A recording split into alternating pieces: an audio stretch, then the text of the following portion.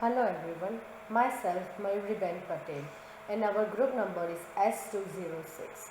Today me and my group members are presenting the two case studies of the business and corporations law. In this case, there are two parties involved. One is the Lance Lincoln, who is the curator of the Australian museums, and the other one is the Trevor Hunt. Trevor Hunt, this person is represented as a treasure hunter who specialized in finding some antique things for the museums. He showed to the museum some coins and crockeries, and the museums gave him $200,000 to begin the plan for the building some special things in the museums. Now, the Lincoln has some special experts to examine that coins and crockeries. So after some time they realized that person, the treasure hunter, was just only the con man. So now in this case is the fraudulent misrepresentations. They are giving the false informations on contract as a misrepresentations. Contract between becomes void in such situations. Fraudulent misrepresentations is a case of a civil tort. It can be understood through the Barton versus the Armstrong. In that case as well, the Barton was the manager of the company, and the Barton enters into deed with the Armstrongs, and there are also the two parties involved in that contract, and they are having fraudulent misrepresentations. In fraudulent misrepresentations, the person having remedies. So my friend Asta will represent the remedies for the fraudulent misrepresentations. Thank you. Hi guys, today I'm gonna discuss about the remedies for fraudulent misrepresentation. Remedies for fraudulent misrepresentation implies rescission of contract and damages. Only the actual loss can be claimed in the case of fraudulent misrepresentation. Under the negligible misrepresentation, plaintiff can only seek damages and to get the agreement revoked. But under the fraudulent misrepresentation, plaintiff can seek damages in addition to rescind the contract. To hold any person personally liable for the fraudulent misrepresentation, then the plaintiff must suffer a measurable harm. This is important for the court because the court will formulate the remedies on the basis of harm of the plaintiff. In most of the fraudulent misrepresentation cases, the remedy will be in the form of monetary damages.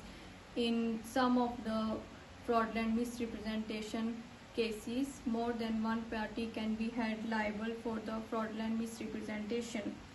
For such a case, museum can take action against such a person to recover the money because such a person is held liable for the criminal liability. The next slide can be discussed by my group member Swapna. Hello everyone, my name is Swapna Aluri. I am going to give presentation on business corporation law. In that we have two case studies. The first one is treasure hunt at museum and the second one is business registration between four group of people. And in that my part is corporation law and another one is remedies under the corporation law. The first one is corporation law. Corporation law, also known as business law, and it enforces from UK in 2001, and it deals with operation and formation of corporation that is based on commercial law on contract law. And the second slide, I'm going to talk about the remedies under the contract law. And there are few different types of remedy. The first one is rescission of contract. This is nothing but cancelling the contract or ending the contract between two people or two businesses. And second one is sue for damages, and if a person has been injured and someone else need to be pay for the damage or pay for the negligence. And third one is sue for specific performance.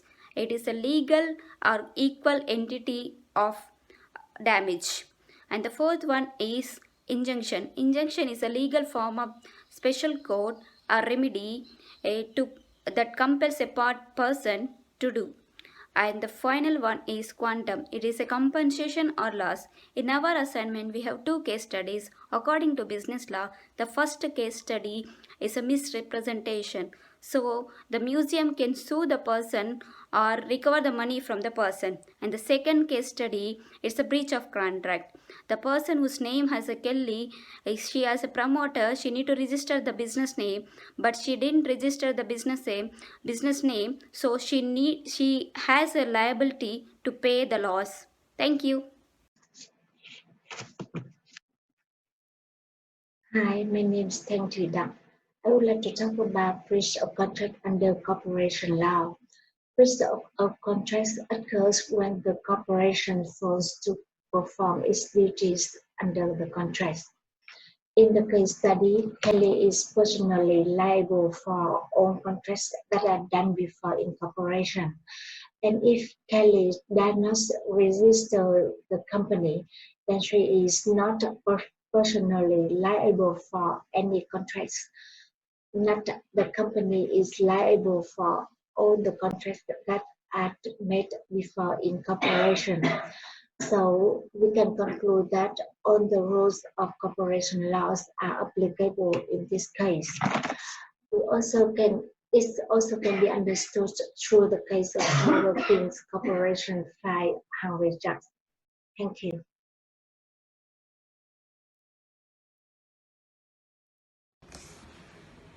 Thank you.